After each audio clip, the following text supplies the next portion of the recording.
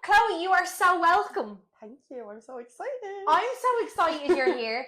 You are a female transformation coach. Yes. You are the owner of H.E.R Coaching. Oh my God, hearing that out loud is crazy. So before we chat a little bit about H.E.R Coaching, describe your life in 5 words in the last 6 months. Okay, in the last 6 months, I would definitely start with chaotic, dreamy, inspiring, scary, and exciting. I love that. And when you say chaotic, are we talking good chaos, bad chaos, bit of both? I think chaos is always good in my terms, because if anybody knows me, I am a bit chaotic myself. So chaos is just, it comes with me and I like it. I just think it's good because it's always, I like being kind of on edge. You don't know what's next, and I think that's really exciting. Yeah. Well, like when I feel anxious, I never feel more alive than when, like, it's one of those, you're like, okay, my heart is beating. Absolutely. You know? Yes, I love that. Who or what is your biggest inspiration? As cringy as this sounds, I'm thinking about this question all the time, and I'm like, I honestly I inspire myself. My God, I've been waiting so long for someone to say me. Honestly. Like as in you. Yeah. Because I am my biggest inspiration Yes. as well. Anyways, back to you. I just look at it as I haven't had an easy life, which I don't think really anyone has. I always just take it on the chin, and I get going, and I just get on with it. And I'm such a fighter in life, and I'm really strong, and my strength is like my favorite trait of mine. And I just inspire myself. I'm like, I've done this before, I can do it again, and I'll do it 10 times over. I love that. So you are a female transformation coach. How and where did that begin? And I'm sure it's been a really long road before you came to H.E.R Coaching. But tell me a bit about your background, and then how did H.E.R Coaching come about? So I always kind of struggled with my weight on and off since, like, before I couldn't even remember. And just during COVID, like the whole wide world, I gained more weight than ever. And I know so many people struggle with that. But when the world kind of came back to some sort of normality, I went on a holiday, and I remember catching a glimpse of myself in the mirror, and I was like, I am not happy, and I need to fix this. So when I got home, I reached out to Embody. Yeah. Which was the start of everything for me. Okay, so you were a client. I was a client. So I slid into Miss Emma Stevens' DMs, and I just basically asked her to help me. So I started with Embody in December 2022 as a client, and my God, I've never looked back since. I fell in love with the gym. It became my safe space. I just felt like I could switch my brain off, and within 6 months of being an Embody client, I lost just coming up to 20 kg, and I fell in love with the whole messaging behind Embody, which was teaching women to love themselves for who they are, but also be excited for the growth that's ahead. And working on yourself is not just physically, it's mentally too. And I really never thought of it like that. So Emma really embedded that into me, and long story short, we became the best of friends. And she was like, what, did you ever think of getting into the fitness industry? I was like, are you crazy? I was like, I could not be a coach. And so you had no prior training? No, nothing. I was like, absolutely not. At the time, she asked me, I was only about 3 months into my journey, and I was like, Emma, I have a long way to go. I don't look like a coach. And she was like, will you stop that? That's not what a coach means. So I was like, you know what? I've always loved to learn more. So I was like, I'll go and do the qualification, and we'll take it from there. So I went and done a course with Image Fitness. I got my personal training qualification, and I started with Emma, then working with Embody within the gym. And I went into a photo shoot prep, which I wanted to do a photo shoot prep because I wanted to put my body and my mind, my soul, my everything through the trenches in order for me to build such a good wall for my clients. The fact that I can do it, then I can help anyone do it. So I done a photo shoot that brought me up to September. We were booming. I had so many clients. I was loving it. Then Emma decided to move to Dubai. I followed her over for a holiday, worked over there with her for like 2 weeks, came back home, living the dream. I was like, this is actually a pinch me moment. I was like, a year ago, I was a dance teacher in after skills all around Dublin, and now I'm like. So you were a dance teacher prior? Yeah, I was a dance teacher beforehand. That was your full-time job? Yeah, that was my full-time job for about 3 years. But before that, I was like a uniform collector. I was a makeup artist. I worked in insurance companies. I worked in retail. I done everything. It was like my soul was lost trying to find my career, like everybody else. Just could not think in my early 20s. I was like, what do I want to be? Just couldn't find your purpose. God, no. Yeah.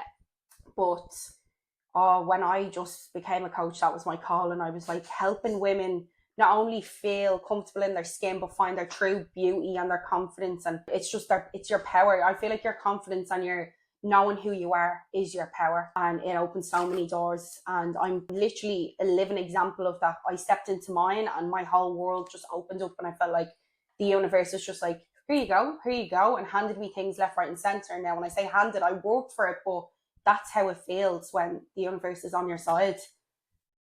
And it just opened door after door. And I think then we came into this year, and Emma came home from Dubai, and we had a blast. We had photo shoots with our gals, and it was so nice to have my best friend home. It was horrible not having her within 10 minutes away from me. But months down the line, then into the middle of 2024, Emma came to realise then this just wasn't for her anymore, and Embody was going to close their doors, which was absolute heartbreak. And I get emotional every time I even have to talk about it. But it was the birth of her coaching. It was, and it was, you know, I say like I was heartbroken with Embody, and Embody will always be my first baby and always have a place in my heart. But I always knew, and I always knew I was going to be made for more than what Embody was. Yeah. And that's when in June 2024 her coaching came to life,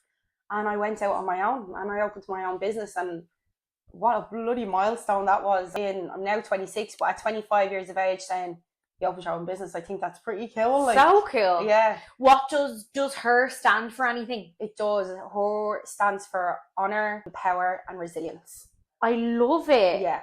I love that synonym, as we were just talking about. Yeah. And how's that going? Oh, it's going amazing. Of course, I had my OG gals from Embody that followed me over, and then I had so many new faces, which was so refreshing. Yeah. It's so nice to know there's people out there that were beyond who I was before that want to work with me and feel inspired by me and my story. Yeah. So it's going really well. I actually have my first event in 2 weeks on the 15th of September. Oh, I cannot wait. It's going to be amazing. It's going to be amazing. If you could change one thing about the world, what would it be? I think if I had to change something about the world, it would be the judgment. I think everyone has judgment embedded into them, but everyone's so quick to judge. And I think social media obviously volumizes that to the skies. It's just so hard out. Everyone's struggling to be a human and just live life day to day without someone looking at them from afar going, judging them and speaking about them and trying to step into their shoes without actually stepping into their shoes. It's hard. It's hard. Life is hard, and who are we to stand there and judge someone for who they are? We're just out here trying to live. And I'd say as a transformation coach, you are working so closely with so many women. You're seeing firsthand just how everybody from all different walks of life, all different types of jobs are struggling with judgment. I think that's like, my job has not only changed me as a person, but it really opened my mind. I would have always said I was a very open-minded person, but Jesus, nowhere near as I am now. It really just, like you just said, like working with all different types of women and hearing their struggles, and women confide in me, and I love that. I feel like when someone says, oh, you're a PT, I'm like, no, I feel like I'm a life coach more than anything else, because yes, I'm helping you, you know, build the body of your dreams and, you know, step into your best version, but also I'm here through your dark days and your struggles. And I feel like all my clients are like my best friends. Yeah. We've daily conversations of how hard life is, and hearing all these different stories, you're like, wow, it's not so linear. Like, Do you find, though, a lot of judgment actually comes from ourselves? Completely. We're our biggest judger. Absolutely. Like, would you say we do, like with most of your clients, would they be, say, anxious with judgment that they think is from other people, but so many times when you get down to it, they actually, with the work you do together, it's actually from other people. It's actually from themselves. Absolutely, because think about it. If someone said to you, who's this one person on earth that you know the most? It's yourself. You know yourself the most, the ins and outs, and the way you think. So instantly, if you're an overthinker and you think so deeply into everything, you're automatically going to think, well, Jimmy and Diane across the road are thinking exactly how I'm thinking, and this dress doesn't look that nice on me today, so that's what they're thinking. And I feel like everyone is their own worst critic, and it doesn't, just how you think about yourself doesn't mean the world thinks of you like that. Everyone has their own way of thinking, which is crazy, and I'm really come to terms with that in the last year, that just because you view yourself and a situation one way, there's not one person in the world that can view it the same. And I don't think any one or two people on this planet views or thinks the same. What's the one quality that you have that you know has played a big part in getting you to where you are today?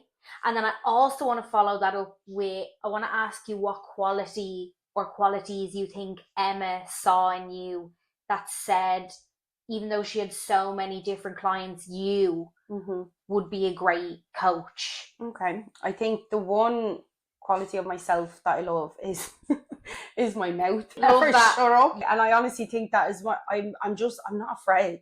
I'm not afraid to speak my mind, and that has gotten me through so many doors in my life. And if you really think behind it, it's obviously confidence, but I'm not afraid to say how I feel in the moment and what I think. And believe me, it's got me in more trouble than anything else in all my life. I am the exact same. And you know, like, I do think with everything that's good, there has to be bad as well. Of course, yeah. It's just the way life is. And so many, like, times, like, my mouth is, I would class it as my best feature, and I'm sure a lot of people would class it as my worst, and it's the thing that lets me down. Absolutely, but I would not have myself any other way, because I was only thinking about this the other day. I was like, do you ever hear that saying, good things come to those who wait? Yeah. I live by good things come to those who ask for it. Like, you have to ask, like, absolutely. Open your mouth and speak. I've been around so many, in all the different jobs I've done, so many really, really intelligent people who should have gotten the opportunities that I had, but they just couldn't put themselves forward for it. And it's the fear. It's the fear that's embedded into people. And most of the time now, working with like hundreds of women in the last year, I've realized everything that stops someone from doing something is the fear of becoming, the fear of what if, everything. And I think, honestly, that's what Emma saw in me. She was like, this girl doesn't shut up. This girl does not shut up. And I think she saw the power behind that. And she was like, oh God, I always ask her, I was like, why me? And you know what, I'd actually, Emma, if you're listening to this now, why me? Why me and my big blabber mouth? But it's a power. And like you said, I totally agree. It's the good and the bad with it, but I wouldn't change it for the world. I really wouldn't. Because there's not a lot of people out there like that. No, not at all. No. What's a fitness myth that you want gone forever? Fitness myth that I would love I'm to sure disappear. You're not stuck for choice. Oh God, no. I was like, how long do you have? How long can this podcast be? I think the one thing that I would love gone forever is people think in order to lose weight is to just not eat.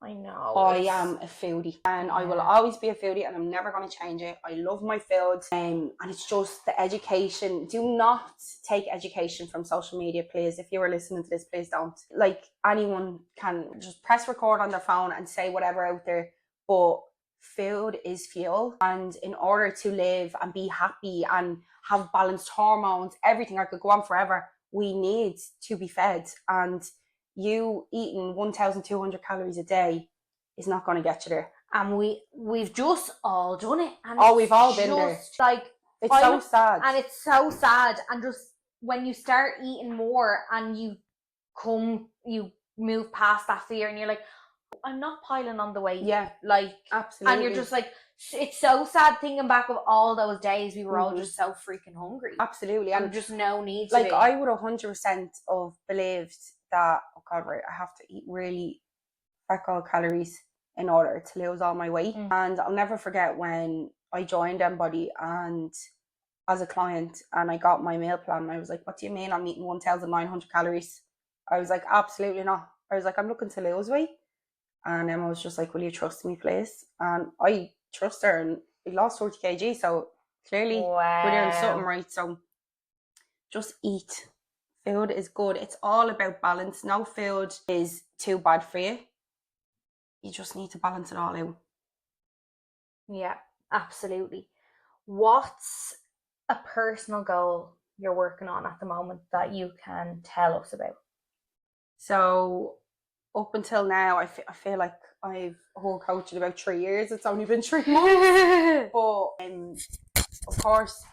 of course, right now I'm working towards the event. But I have big plans. I want whole coaching to be triple the size next year. Of course, I want, just like Emma done with me, I want to be able to open up my team to working with women who work alongside me, helping change the world day by day. It's such, like, I'm in that stage with my business now where I'm getting ready to expand in terms of taking on staff. That's so exciting. And it is so exciting. And it's you know yourself, when you have a young business, like, most days can be grim and there's a lot of stress, but like, that's what I always wanted with having a business, is to be able to take on staff and show them what an amazing boss is. Yes. Like, you know, and be kind and make them better and create an environment that they love showing up to every day. So I love that.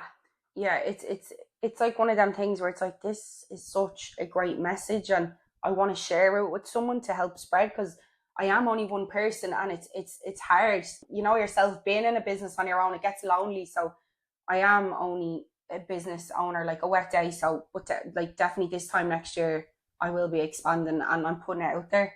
I will be expanding. You will be. And I wouldn't discredit yourself by saying I've only been a business owner wet day, because I think you had a lot more experience with owning a business by working alongside Emma. Absolutely, than maybe someone who worked in a gym. Like, you know, you weren't just a coach, you were involved in every aspect of everything. And that I'm so lucky, because it wasn't like you just said, I wasn't just a PT on the floor being like, right, I'm going to go into online coaching and I'm going to try this. I was shown so many ropes and so many avenues that I really felt so experienced, even though I was only a coach a year. It's crazy. Like, I felt like I was opened up to so much that I feel like I'm doing it years. Yeah, I love that.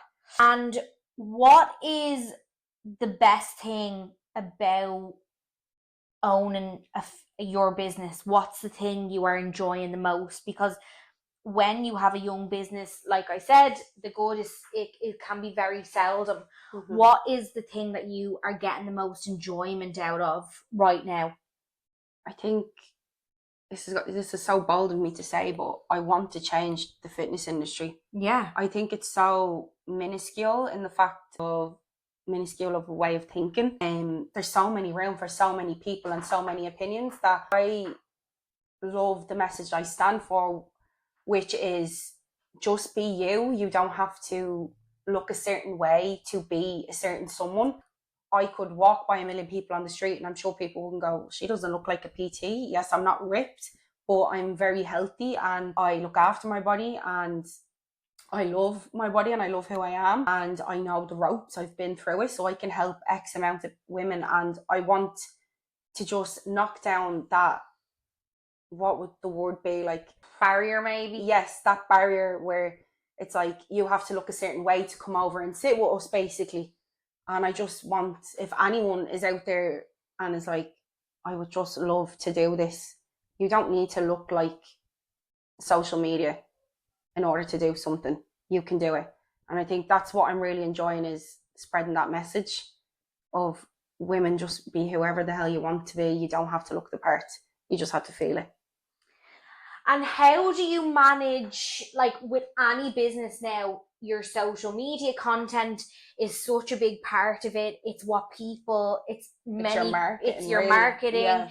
It's many people's first opinion of you is what they see on your Instagram page. Mm-hmm. How do you manage the balance with giving your clients the time and the quality service that they deserve, and also growing your business at the same time? Yeah, it's very hard. It's very hard to juggle all of it, as you would know yourself. I think, yes, social media is your big market and it's your platform. It's like a free website basically. But I have such a big personality, and like I was saying, my mouth is my money piece. So I'm like, I love getting to show off who I am and what I stand for.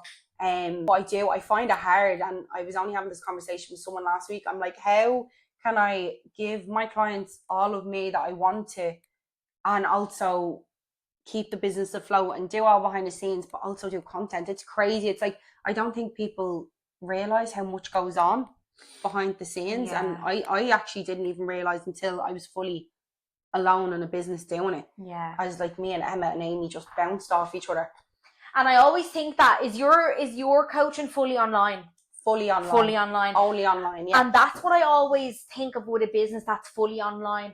Like with me doing lashes or brows, if I'm stuck for a bit of content, I have 10 clients in that day. Exactly. I can make content, but you have to plan a content day. Oh, like absolutely. Just like I have like a work schedule, I have a content schedule, and I have to stick by it. And now, listen to me, there's weeks where I'm like, I don't have time for this. Yeah. But you have to keep pushing through. It's like, I have to, right, I'm after doing all my check-ins, I'm boxing them all, after getting back to all my messages, all my clients are looked after now for the day, right, sit down, what ideas, what content can we come up with?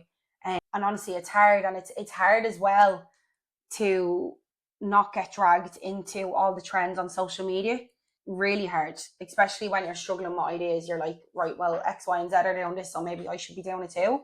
And I think because I'm trying to stay so authentic to myself, I struggle even harder, because I'm like, I'm not doing that just because everyone else is doing it. That doesn't stand with who I am as a person. Yeah. Well, what I do is, and when I was first began as a lash artist, I would see a trending sound, or I would see something that somebody else had done, and I'd be like, okay, I'll do that. And like in the last year or two, as I've gotten more experienced, I've been like, well, trending is great, but to me, trending means it's been done already. So, and I don't want to do something that's been done already.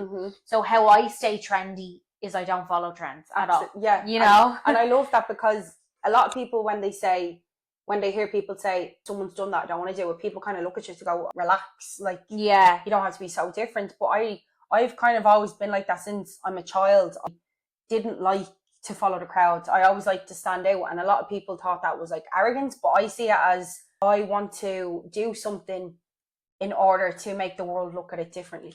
Do you find, I feel like me and you are so similar, do you find the traits that got you classed as bold as a child and teenager are working in your favour in your adult life? Absolutely. Like I remember I was that child that disrupted every class. I was dragged by the skull out of classrooms, but all them traits are exactly why I'm sitting in this chair talking to you right now. I'm the same. Like, I remember when I was in school, and it used to bother me. This is how bothered I used to be. It used to bother me that I was sitting in school in a uniform that 600 other girls were sitting in. Yeah. Like, I hated that. Yeah. Like, even being the same as one person was bad enough. And I feel like, obviously, we all have our struggles, and there are so many things I struggle with personally, but being different and having the confidence to be different and who I am hasn't ever really been a struggle for me, because I feel I'm lucky that I've always wanted to be bold. Yeah, do you know? Yeah, no, I totally agree. It's just, what does everyone call it? The rat race. Yeah. It's like the world wants us all in a line, looking the same, and because we stepped out of line, or we wanted to be different, or we had something to say, it was always a punishment, just because it's easier, and it's easier to keep everyone in line. when everyone's agreeing to be in line. And I think actually social media is quite a rat race these days. Absolutely. And I think not a lot of people realize that. Like, I think social media is the new 9 to 5 rat race in terms of everyone. A lot of people are just, especially young kids as well. And I'm just like, will you please go out and play with your friends? Honestly, like, go and play tip to can. Literally, please go and have some fun, because social media is not fun in comparison to the things that you could be doing. You know, you've your whole life to stress about that. But I do think it's just, it's so competitive, it's not fun. When something becomes so competitive, it's not fun anymore. It's really pointless, essentially. Oh, absolutely. Like that, like, you would see someone posting like twice a day, and then you're questioning yourself, Jesus, I need to post more. But I have this rule for myself, and when I set up the business, I was like, I'm going to stand by this rule forever, and I don't care. I'm not falling in line with everyone else. If it doesn't feel right to me, I'm not posting it. Yeah. I'm not just posting because everyone else is posting so many times a day. There's some days where, like, I wouldn't post for 2-3 days. Like, I'll be active on my stories, but I don't have something to put out there, and I'm not just going to throw a picture of me up or anything that doesn't feel right. Yeah, absolutely. And I totally agree with that. I was only talking with someone about that the other day, and I was saying, I think I actually talked about it on my Instagram stories. I was like, you don't always have to have something hard hitting to say. And I think that's what everyone looks to it now. A post has to be a message that you have to get so far and wide. Yeah. But like, who has something extremely inspirational to say 7 days a week? Oh God, that's draining. Absolutely, you don't. Oprah doesn't even have 7 Absolutely not. Things. Like if you go down my Instagram, like, I feel like since I've started her coaching, I was fully able to step into who I really am.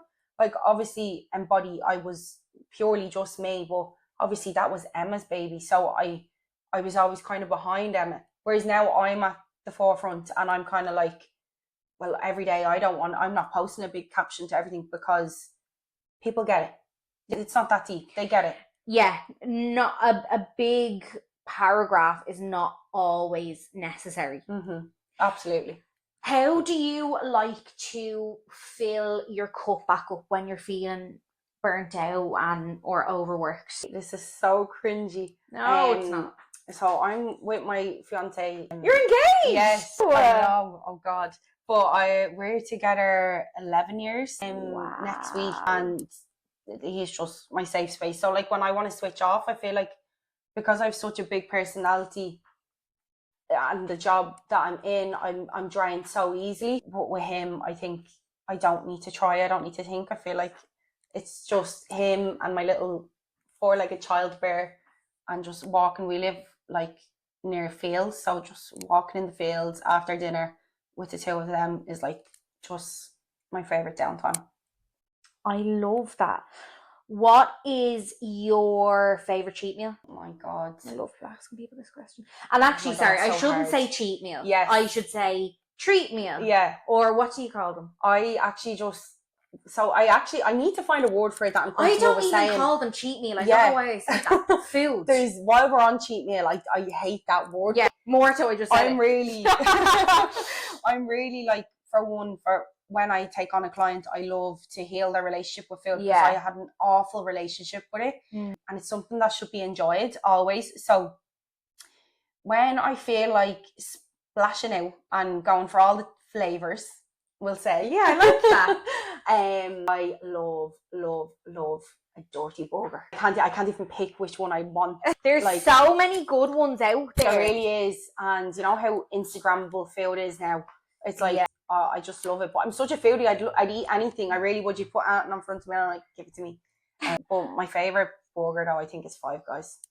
I love it, and I love their chips. Oh my God, with peanut oil. Don't even start. Do you know, I had a conversation with someone the other day, and they were telling me their boyfriend's allergic to peanuts, and the first thing that came into my head was like, he can't have Five Guys fries. Yeah, my God, that's so sad. No, it's so no. Send a big love to anyone who can't have peanuts. That's so sad. Oh, Chloe, it has been a pleasure. Your brows are done. Oh, I'm so excited to see you. Thank you so much for being so open. I was so excited to chat to you. I know we've met a couple of times at different events, and you're an absolute pleasure. No, thank you so much. Thank you.